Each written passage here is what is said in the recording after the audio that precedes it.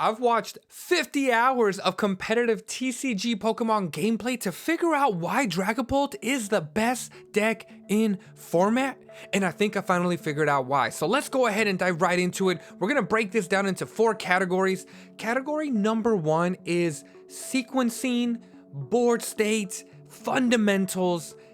Let's dive in.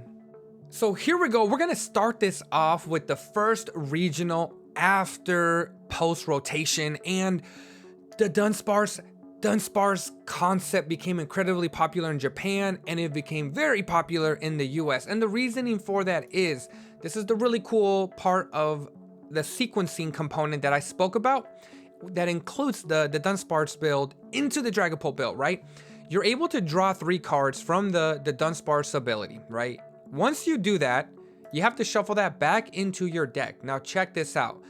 This is why it's so powerful. Buddy Poffins used to be a card that once you've used it in the early game, it no longer was good, right? You didn't have a purpose for it in the late game unless you were going to get a Budew or something like that. Well, now you can use it all throughout the game to cycle the Dunsparce and Dunsparce into your deck. So how beautiful is that? You're able to use a Pokepad or draw into it, draw 3, use a Buddy Poffin to put back a Dunsparce in your bench, and then a Lily's Determination. So you're really seeing sometimes 11. In this case, Mateus could have seen like 14 cards in one turn, right? So that's why this sequencing is very powerful, and that's why the Dunsparce build became so critical for the Dragapult build for the consistency purpose of drawing 3 and cycling through it. One of the reasons why Dragapult became the best deck in format is because you're able to move 6 damage counters in any way that you like using Phantom Dive. And this game is going to showcase how Mateus was super clever with his damage counters. Dragapult is able to take advantage of really bad board states, right? And so let's take a moment to pause this video and let's analyze what's going on. Mateus realizes that Nicholas has a Budew, a Yveltal, and a Tatsugiri on the bench. 3 cards, right, that are taken away from Frostlass or Monkey Dory. He's not able to move any Monkey Dory damage over without opening up a bench space. So Mateus does not want to give him any opportunity to open up the bench space. I would probably, because I'm not a pro player, in my locals, would Phantom Dive the Yveltal and take out the Budew and feel really good about taking 2 price cards. But Mateus is smarter than me, obviously, and he's going to do something much more clever here. So here, Mateus uses a Night Stretcher to bring up a Monkey Dory on his bench, attaches a Dark Energy. He uses Boss's Orders to bring up Marnie's Grimmsnarl. Notice it has 1 damage counter already from the Budew. He puts 3 on the Marnie's Morgrim, and now it's at 90, and then obviously he did 200. So I want to pause for a moment because this is going to be really exciting. As of now, right? As of now, our opponent has 210 damage in the active. Because of the Frostlass ticks, he's going to be generating 10 damage to Pokemon with ability every turn, and Mateus is going to also be able to move those damage counters over to the other side of the board. So we're going to fast forward because Nicholas evolves the Morgrim because he doesn't want to get it knocked out with the Phantom Dive damage counters. And he's going to pass over it to Mateus, and you're going to see what Mateus does in this turn that's really brilliant. Now, Nicholas, of course, wants to get rid of Monkey Dory, right? He doesn't want him to just be able to constantly be able to send over damage counters from Mateus's board over to his board. And now, right now, let's take a look at what's going on, and let's see here. Because as of now, we have 18, 19, 20, 21, 22, 23. We have 230 damage on this active Grimmsnarl EX, right? He can knock this out with Phantom Dive, put some here, knock out a Budew. There's a lot that he can do, and remember, he was playing this Hero's Cave, which was really fascinating. But again, Mateus does not want to open up any board spaces for him to put Monkey Dory down. And so notice what he does. He does a Jet Headbutt. Now let's take a look and see how much damage our opponent has after he did another Phantom Dive, right? So we have 1, 2, 3, 4, 5. 6 times 5 is 300. 300 plus 1 is 310. So this Marnie's Grimmsnarl is 1 damage counter away from being knocked out from Frostlass itself. So this is a critical board for Nicholas here because boy, he's in a lot of trouble. He does a Lily's Determination, and you're just going to see how insane this was by Mateus, taking advantage of a bad board state, not knocking out any Pokemon, and because of those damage counters. Due to Frostlass ability, this is going to get knocked out. That's 2 prizes gone, right? That Mateus is going to be able to get. And don't forget, Shaman is at 60. So Shaman is going to be gone. So that's 3 prizes in 1 turn. So Mateus is only going to have 3 prizes left to win this game. Well, I want you to look here. Due to the damage counters that are on this Marnie's Grimmsnarl, right? We have 6, 7, 8, 9, 10, 11. Because of the 10 damage from Frostlass, it goes to 120. Well, guess what? Phantom Dive does 200. So this is going to do 320 next turn, knocking out a Budew. And Mateus will be able to win this game the following turn, which is why Nicholas picks it up. A beautiful progression by Mateus, taking advantage of a bad board state and not knocking out any Pokemon. Excellent, excellent game to analyze. All right, you get to see that beautiful Dunsparce concept, draws 3, and then it's going to be able to use a Pokepad or a Buddy Poffin to put down Dunsparce yet again to be able to draw some more during the next game. But this hand, this sequence is all about crushing hammers and why it became such a meta part of NAIC. Neo Upper Energy, Preston's build is actually pretty awesome. I think it's a really fun Dragapult build if you haven't played it. But because of crushing hammers, that Neo Upper Energy is now in the discard. And now look at Preston's board. He's got no energy. He's got a Fez at 200 damage from prior turns. And he put all 60 on the Meowth, which I think as Andrew is going through his sequence, that 60 on Meowth is actually critical. Notice what Andrew did here, knowing that after taking two price cards and damaging the Fez, he didn't spread the damage counters from Meowth to 2 Dracoloaks, right? Which I think is what you normally would do. He put all 60 on it. For this reason, he wasn't able to find the fire energy, but he's able to use Jet Headbutt for 70, putting Meowth at 130, which is significant because Meowth has 170 HP. And with 1 Phantom Dive and being able to move those damage counters, again, the power of damage counters, he'll be able to take out Fez and Meowth all in 1 turn. So I'm going to fast forward here, right? Because he passes it over to, here we go. Preston has to put the Dragapult in the active. He has to stall. And so he brings Dory in the active. And again, this is the power of the Crushing Hammers and the Dunsparce. We're seeing it all live here. Now he's going to Ultra Ball. He's not going to Ultra Ball for Meowth because you have to keep in mind Preston only needs to take 3 price cards to win. And so he has to be smart. And that's where the Dunsparce, as I've mentioned now, is so important in our Dragapult builds because he's able to draw 3 cards and he draws the 3 craziest cards that you could ever ask for. Well, I guess there's better cards that he could draw. He really just needs a Crispin, right? A Crispin Night Stretcher to try to just get himself going. And he draws a Crushing Hammers Crispin, uses the Crispin, shows the Dark, shows the Fire, and Preston immediately clears up the board. Why? Because Andrew was really smart, y'all, and it all started with putting all 60 damage counters on the Meowth. He didn't spread them, a Jet Headbutt, and now he's at 130, right? 40, 50, 60, 70, 40 damage counters here. So 4 here and 1 here, and both of these are knocked out, and he takes 4 prize cards in 1 turn. Again, fabulous decision making by our pro players. Me, I would have probably took the Fez up. Let me knock that Fez out. Get rid of your draw 3. But that wasn't the right move. The right move was to be patient, boss up the Meowth, and just really get that Crispin, and you got game the following turn. So beautiful gameplays of just how Dragapult functions, right? And now that's category number 1, right? Which is damage counters, sequencing, taking advantage of bad board states, hand disruption. Now we're gonna get to see some really cool plays, and our next category is the power of Budew and Itchy Pollen.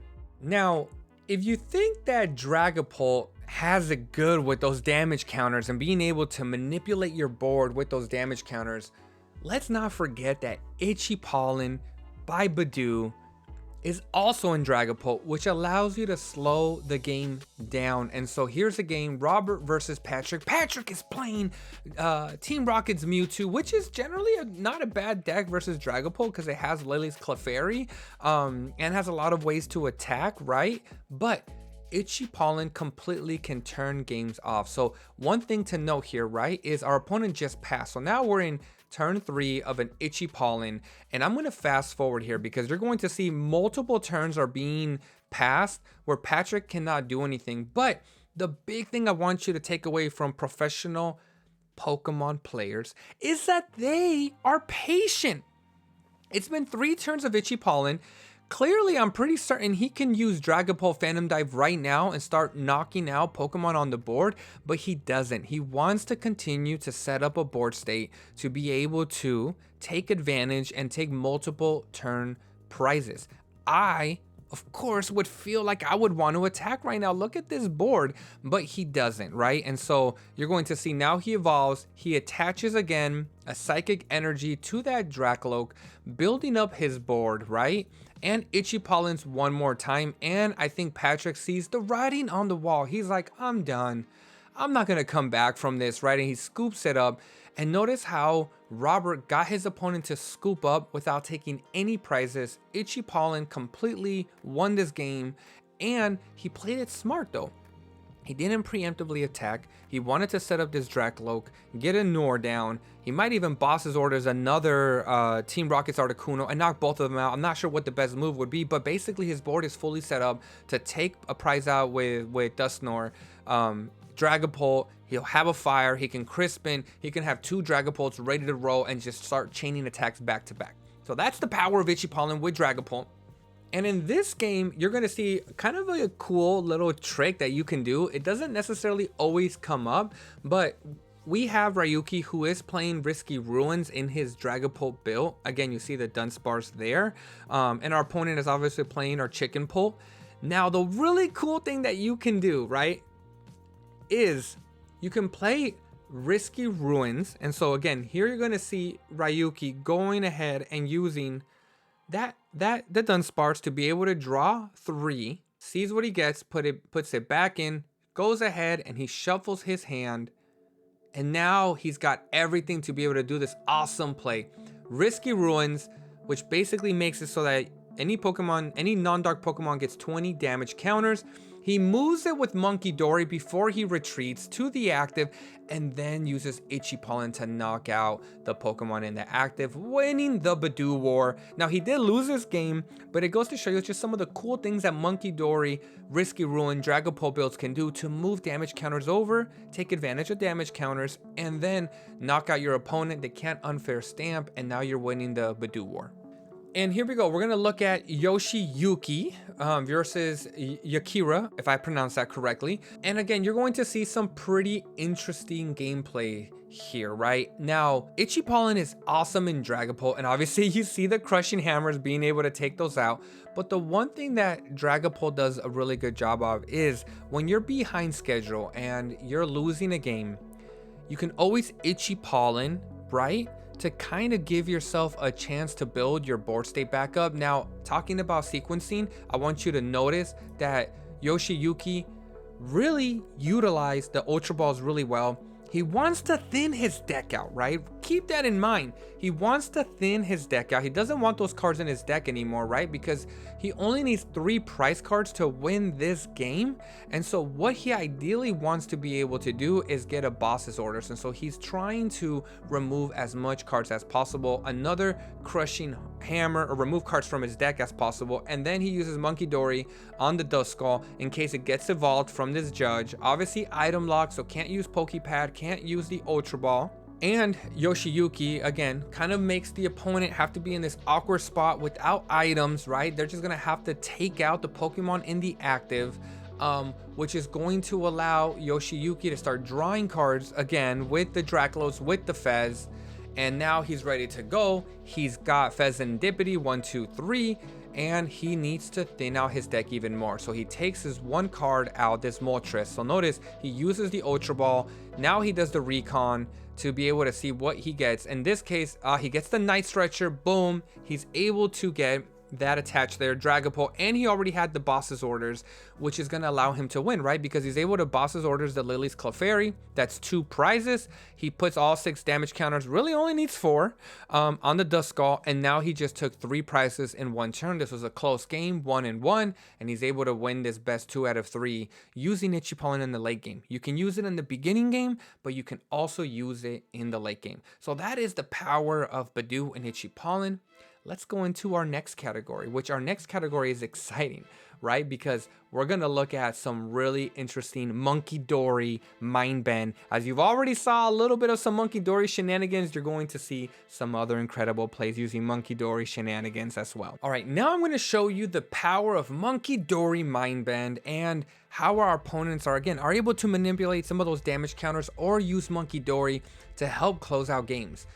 This Monkey Dory Mindbend made it incredibly uncomfortable for Christian, right? He's playing a slot box deck, and he has to make a decision, and I'm not sure if he even had it in hand. He can use his boss's orders. He only needs 2 prize cards to win this game, either bring up a Fez or a Dragapult. He's got, I guess, 210 here, right? So he can bring up a Fez, do a coin flip, and see if he can win this game. But if he can't, the game is over, right? And so Kim being able to use Mindbend, put 60 on Raging Bolt. Raging Bolt has 240. And Latias, I want you to look at Latias and how smart was over the course of this game. He has 150 damage counters, right? 2 Phantom Dives, and obviously he put all 62 of these on the Latias for 150. Guess what? How much more is needed to knock this Latias out? That's right, 60. 150 plus 60 is 210, knocking out this Latias EX. So all he will need is a boss's orders, bring up the Lily's Clefairy, or he can bring up this Raging Bolt. But basically making it where Christian is so uncomfortable, right? And you're gonna see that he retreats the Raging Bolt, he brings back the Meow to get a supporter card, and then he puts Mega Kangaskhan in the active, and then Kim is able to flash him. You're going to see what he does here. At the very end of the game, he just throws it on the table, throws the boss's orders to say, I got game now. I can bring up Lily's Clefairy and knock out the Latias, or I can bring up Raging Bolt, knock that out, and then knock out the Latias. So again, really prevented a weird situation where his Dragapult gets knocked out, right? His Dragapult gets knocked out, and then he's in a really hard spot. So he knew there's something you can do. If I Mind Bend you, you have to retreat it. You can bring up Lily's Clefairy if you have energy switch and all those things, or Crispin, right? Which just requires a lot out of Christian's hands. So really powerful way to use Monkey Dory Mind Bend. Now we are getting into my favorite category, which is taking multiple prizes in one turn. And so this is Jonathan versus Dennis. Both of them were 6-0 here in Swiss round number 7, and you're going to see some pretty cool Dragapult gameplay. Here we go. We got an Itchy Pollen. He decides not to attack with Dragapult, right? Notice how he is incredibly patient this game. Don't forget how patient these players are. And you're going to see what he does here to take multiple prizes in one turn. Again, just really smart, uses Itchy Pollen. Now remember, Dusknoir does do 130 damage, right? 130 plus the 30 that's already there is 160, and then able to spread the damage counters around to take out 4 prizes in one turn potentially. So you're going to see a little bit of how Dennis navigates this board. And again, really, really clever sequencing. And I really want to mention, right, while Dennis is shuffling his deck here, that Dennis, in this case, was patient, right? He's really all set to go. And check this out. He pops his Dusknoir on the... Look at that. He pops both of them, Dusclops and Dusknoir, on the bench, right? And so now he's got 180 damage on that Teal Mask Ogerpon. He's going to use Phantom Dive to knock this out here, and he's going to knock out the active, and then he puts all the remaining 3 on the Chikorita here. And now look at that board that Jonathan has. And that was pretty much game, right? Even though the game did continue. again, was able to take out 4 prizes in one turn with the power of Dusclops and Dusknoir. So Dusknoir being an incredibly powerful build with Dragapult, yet again being able to take multi-prize turns. All right, we have to showcase this game here because Nicholas playing it against Xavier actually had game, and the announcer spoke about this. And so let's think about how this game would have been won by Nicholas. Again, because of the fact that he's using the Dusknoir Dusclops build, you're able to take multi-turn swings. Oops, so let me go ahead and show it to you here. And he had a boss's orders, which look, you're gonna see here, and it was a mistake. So there's the boss's orders in his hand, which he does discard, which he didn't need to do that, right? And so let's think about why that would be the case. Remember, Nicholas needs to take 5 prize turns, right? This Pokemon here on the bench, 1, 2, 3, 4, 5, right? This is 310 on 310 damage on this Mega Lucario. He can use Monkey Dory Mindbend to move 30 over here. That would be 340, knocking this out, right? And then, so he takes 3 prize cards. Then he can use boss's orders to bring back the Soul Rock or the Lunatone, put it in the active. Then he's able to use a Night Stretcher to get a Dusclops, pop it, and then he wins this game, right? And so he could have taken this turn, he could have taken all 5 prizes all in one turn. He still won this game, but again, just the power of Monkey Dory with Dusclops adds some more dimensions to the game, but would have been able to take 5 prizes in one turn. Oh boy. Now we get to see Justin yet again in this game, Slotbox versus Dragapult Dusknoir build with the Crushing Hammers, which I do think is probably going to be the best Dragapult variant here, right? Being able to take energy out of a Pokemon in your active and also have the power of Dusknoir. And so watch the sequencing by Justin this game. He's already up 1-0. And what is his record? 10-1-2, an incredible record. And here we go. He able to draw his cards, and you're going to see what he does here, right? I think in this case, he's just going to, thin out his deck as much as possible. So we've seen in earlier games this concept of thinning out cards. He has the area 0, so he's going to bring it down. The water pond is not on the bench, so he doesn't have to really worry about that. Now he uses Pheasantipity to draw. He's able to get Crispin here, so he's able to bring both of those up, and you're going to see what he does, right? Again, you're going to see this crazy 6 prize turn sequence here, which I thought was brilliant and incredibly smart. So let's check it out and let's see what exactly Justin does to pull this off to be able to win this game so convincingly. There's a Watchtower, which now allows him to bump 2 liabilities from his board, right? So I'm going to pause that and think about what he did. He was able to, before he did Fez and use Flip the Script, he used Buddy Buddy Puffin to thin out the Budew, and then he used Team Rocket's Watchtower to be able to get rid of the Stadium Area 0, clearing his board, and his board is as clean as you could ask for. 2 Dusclops, 2 Dreepies, a Monkey Dory. Now, obviously, you would love to see him have some Dracoloaks in hand, so he attacks and he passes it over, right? And so, you know, we obviously got 200 damage on the active, and he put all 60 on the Meowth. And that 60 on the Meowth is incredibly relevant, right? Don't forget, 130 with Dusknoir is going to knock it out because it does do 190, which he doesn't need, right? So he should be able to knock it out with a Phantom Dive. So here we go. He has to use that ability, Rapid Fire combo. And here we go. Justin is cooking. So now he's going to use this to basically take out the active, right? That's 130. Now Justin has just taken 3 prize cards, which is pretty insane. And now we have to see what Larry is going to bring up into the active. So he brings up the Teal Mask Ogerpon here. He attaches Monkey Dory Dark. He moves damage counters over here, which is going to be game, and he uses Dusclops on, so he moves damage counter here, 1 or 3, it doesn't matter. He can put 1 damage counter here. He uses Dusclops, right? 6 plus 5 is 11. That's 110 damage, right? Well, with the Phantom Dive of 60, he's at 170, knocking out this Meowth, taking out this Teal, Mask, Ogerpon, and Meowth just with the Dusclops and the Dusknoir all in one turn. Able to take 6 prizes in one. Incredible, incredible, incredible. All right, so you get to see a bond now. Being able to thin out some cards, you know, he's using that Abra Alakazam build that Henry and them kind of showcased. He uses Rosa's Encouragement to get a backup attacker ready to go with Dragapult, and then he knocks out our Slowking and puts all 60 damage counters on the Meowth. Right now, the Meowth has 110. Again, 110 being that special number because we're able to knock this out later on. Oops, here we go.